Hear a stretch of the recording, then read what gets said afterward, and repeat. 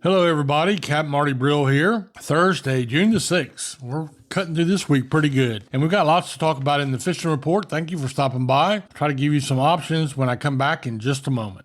Electricity, something I don't mix well with at all, and that's why I only trust the folks at ELS OBX. ELS OBX offers a variety of services from custom electrical installations to lighting design. ELS OBX has the experience and know-how to complete any job. They're committed to providing the highest quality lighting and electrical installations or service at affordable prices. Visit them online at elsobx.com to get a brighter idea of how shockingly awesome they are. See what I did there? ELS OBX, electrical and lighting solutions you can count on. When it comes to finding phenomenal seafood, you gotta go insane. That's right, stop into the Insane Seafood Market right there on Highway 64 in Columbia. Luke Midget and his crew work hard out on the water to make sure you have the freshest selection of seafood around. They provide a wide selection of fish, crabs, shrimp, oysters, and clams, just to name a few. Insane Seafood has a hot bar to satisfy that seafood craving right on the spot. Visit them online at insaneseafood.com and like them on social media. Go insane at Insane Seafood Market, Highway 64 in Columbia.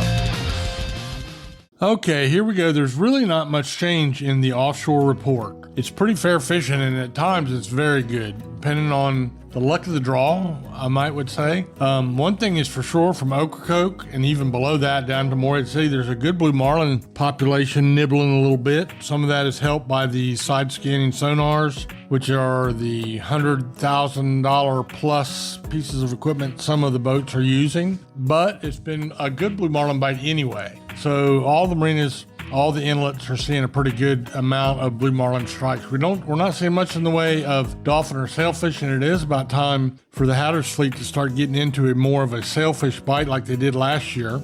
However, they did both Oregon Inlet and Hatteras had good dolphin fishing again, mostly bailers. Bailers meaning the smaller size, but you can catch them quickly.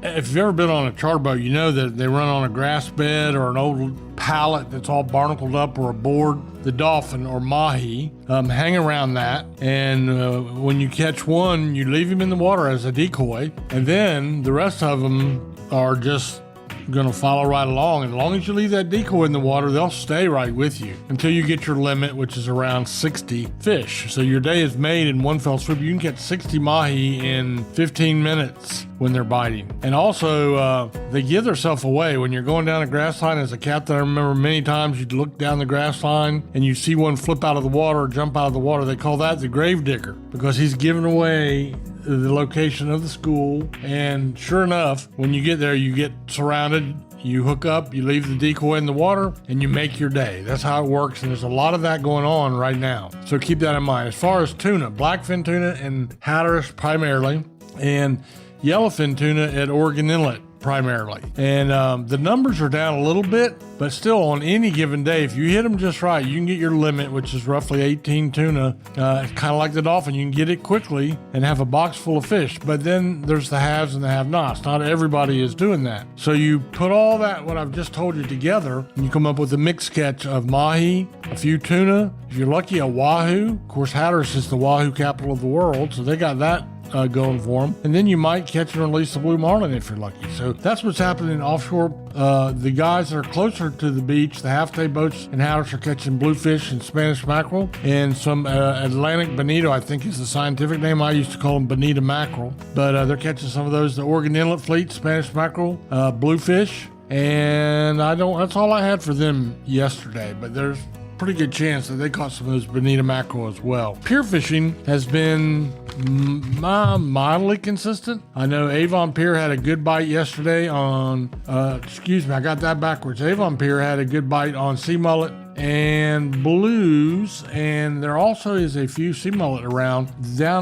The best thing I got off of Hatteras Island was not from a pier, but from the surf, and blues and Spanish mackerel down there at the point, and a pretty good little sea mullet bite at Ramp 49 as well. So we got activity down there. It's not barn burning good, but if you'll get out there early in the morning and fish late into the day, when I mean late in the day, late this time of year, middle of the day fishing is very slow. And I know you're on vacation and all that, but let the kids sleep in. You get down on that beach and fish at daylight, or get out on a pier where you won't need a fishing license. It's really nice because you're covered by the blanket license that the piers have, and go wet a line. You don't have tackle, you say? No problem. You can rent it from just about anywhere, and you can go that route as well. So keep all that in mind. And finally, I'll be right back to talk to you about what's going on back in the Sound. Red Drum Tackle in Buxton is the oldest complete tackle shop at Cape Hatteras. And being the closest tackle shop to Cape Point, Red Drum Tackle has been welcoming fishermen to Hatteras Island with a wide selection of bait and tackle, skilled custom rod builds, rod and reel repair, expert knowledge and information since 1974. Red Drum Tackle knows how, when, and where to fish. To acquire this fishing brain power, visit them online at reddrumtackle.com. Red Drum Tackle, the oldest complete tackle shop at Cape Hatteras and the closest to Cape Point in Buxton. All right, our sound fishing has been very good. And when I say sound, that covers a lot of water, Remember, the Pamlico Sound's 120 miles long, 20 to 30 miles wide, has all kinds of rivers and estuaries rolling off of it. So all that makes it really good. And the speckled trout bite, as was hoped, has been very good so far this year. Whether you're in a boat, which is the primary way of people do that, or whether you're a wader, that's been very good too. People don't like to talk much about that. I don't blame them. It's a little bit territorial, but if you'll go find you a piece of shoreline almost anywhere on the Outer Banks, you got the whole back of Hatteras Island to work with. You got all the way around Roanoke Island.